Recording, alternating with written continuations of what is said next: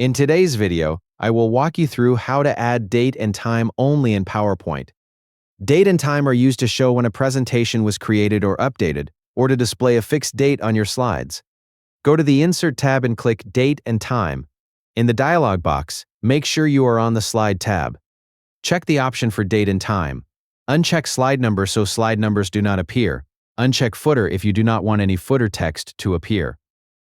Next, choose how you want the date and time to display. Select Update automatically if you want the date and time to change each time the file is opened. Or select Fixed if you want to manually set a specific date and time. After selecting your preferred option, click Apply to All to add the date and time to every slide in your presentation. The date and time will now appear on all slides based on the option you selected. If you need to change it later, go back to Insert, click Date and Time, and adjust the settings again. That's how you add date and time only in PowerPoint. Thank you for watching the video.